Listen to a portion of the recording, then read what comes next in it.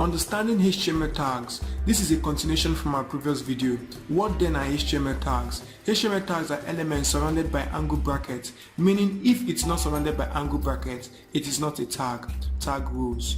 When you open an HTML tag, you must close it.